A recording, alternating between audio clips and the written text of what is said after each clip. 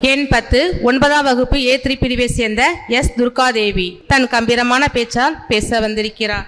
ஆதியில் தோன்றிய மொழி, ஈடில்லா தொன்மை மொழி, அவ்வை வளர்த்த மொழி, என் உயிருடன் கலந்த என் தாய்மொழியாம் செந்தமிழ் மொழிக்கு என் முதற்கண் வணக்கம் மற்றும் அவையோர் அனைவரையும் வணங்கி எனது உரையை தொடங்குகிறேன். நான் இன்று பேச எடுத்துக்கொண்ட தலைப்பு சமூக வளர்ச்சியில் இணையத்தின் பங்கு.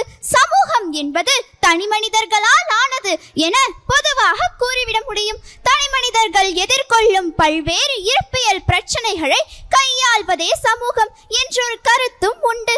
சூழலின் பொருட்டும் வாழ்வியல் முறைகளின் சமீபத்திய மாற்றத்தின் பொருட்டும் தற்போதைய சமூகம் இணையத்தினை அதிக அளவில் பயன்படுத்துகிறது. இன்றைய சூழலில் கல்வி தேடலுக்கு, அறிவு தேடலுக்கு, வணிக விருதிக்கு, நண்பர்களோடு பேசிக் கொள்வதற்கு, சமூக வலைத்தளங்களில் பொழுதுபோக்க இன்னும் எத்தனையோ வடிவங்களில் இணையம் பயன்பட்டு வருகிறது. அறிவியல் முன்னேற்றங்கள் ஆக்கத்திற்கும் அழிவிற்குமாய் பயன்படுவதை போலவே அறிவியல் வளர்ச்சியில் ஓர் அங்கமான இணையத்தின் வளர்ச்சியும் நாம் பார்க்க வேண்டும். இணையம் என்பது இணைப்பது என்று பொருள். இன்றைய சமூகத்தினை அதன் மாந்தர்களை எப்படியேனும் இணைப்பதை கடமையாக கொண்டிருக்கிறது இணையம். உரையாடல் களம். தனி மனிதர்களின் உரையாடல் கிட்டத்தட்ட மறைந்து வரும் சமூகத்தில் முக்கியமாக இளைஞர்களுக்கு அதற்கான வழிகாணாக மாறியிருக்கிறது. உலகளவில் சமூக வலைத்தளங்களில் முதன்மையாக கருதப்படும் முகநூலை அதிகம் பயன்படுத்தும் உலக நாடுகளில் இந்தியாவும் முன்னணியில் உள்ளது. அதே நேரம் 8 முதல் 12 வயது வரையிலான 89% குழந்தைகள் தங்கள் பெற்றோர்களின் அனுமதியுடன் தான் முகநூல் உள்ளிட்ட சமூக வலைத்தளங்களை அணுகுவதாக ஆய்வில் தெரிய வந்துள்ளது. ஆறுதலான விஷயமாகும். அலுவலகம். வீட்டிலிருந்தே வேலை செய்து முடிப்போரின் எண்ணிக்கை சத்தமில்லாமல் அதிகரித்து வருகிறது. பிரபல பெரு நிறுவனங்களும் தங்கள் ஊழியர்களுக்கு இதனை பரிந்துரைக்கின்றன. தேடல். எதுவானாலும் தேடு பொறியில் தேடினால் கிடைக்கும் என்கிற அளவு நம்பிக்கையை அந்நிறுவனம் மக்களிடையே ஏற்படுத்தியுள்ளது. மறந்து போன ஏதோ ஒரு கவிதை வரியின் ஒரு வாக்கியத்தை உள்ளிட்டால் மொத்த கவிதை தொகுப்பையும் கண் முன் நிறுத்துகின்றன இணைய தேடு பொறிகள். அவ்வகையில் இணையத்தமிழ் முன் எப்போதும் அடையாத வளர்ச்சியை கடந்த சில ஆண்டுகளில் பெற்றுள்ளது. தமிழில் உள்ள வளங்கள் யாவும் சேகரிக்கப்படுவதன் மூலமாக எதிர்கால தலைமுறையினருக்குமாக தொண்டாற்றி வருகிறது இணையம்.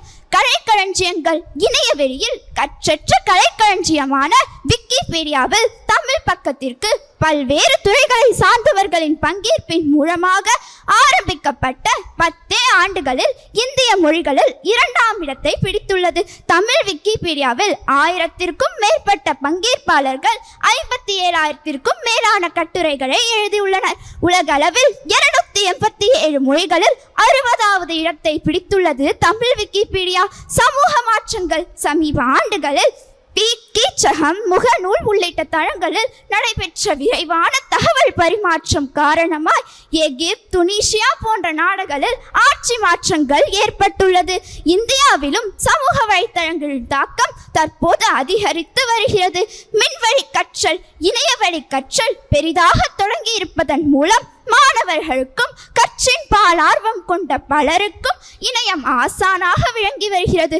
பல்வேறு வெளிநாட்டு பல்கலைக்கழகங்கள், கல்வி அமைப்புகள் இணையவழி கற்றலை சான்றிதழ்கள் மூலம் அங்கீகரிப்பதும் அதை தொடர்ச்சியாக முன்னெடுப்பதும் ஆரோக்கியமான நிகழ்வுகள்.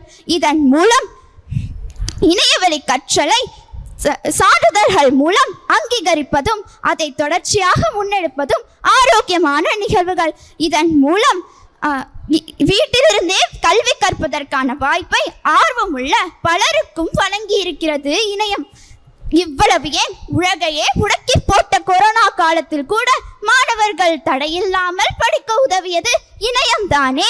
எனவே இணையம் என்பதை நல்ல முறையில் பயன்படுத்தினால் அது நன்மையே தரும். அதை ஆயுதமாக கருதினால் அது அழிவையே தந்துவிடும். சமூகத்தின் பார்வையில் இணையம் இரு முனையில் கூரான கத்தியை போலவே கருதப்படுகிறது. அப்படியே வைத்து கொண்டாலும் அதை பாதுகாப்பாக கையாள்பவர்களுக்கு யாதொரு அழிவும் இல்லை. இதே எண்ணத்தை இணையத்தில் உலவும் அனைவரும், இணையத்தை அன்றாடம் பயன்படுத்தும் அனைவரும் மனதில் நிறுத்தினால் யாதும் நலமே. அதனால் இணையத்தை நல்ல முறையில் பயன்படுத்த வேண்டும். இந்த அரிய வாய்ப்பை எனக்கு அளித்த அனைவருக்கும் நன்றி. இன்றைய இளைஞர்கள் இணையத்தை சரியாக பயன்படுத்தி வளர்ந்து வரும் புதிய சமுதாயத்தை சிறப்பான சமுதாயமாக உருவாக்குவோம் என்று கூறி சென்ற துர்காதேவிற்கு நன்றி.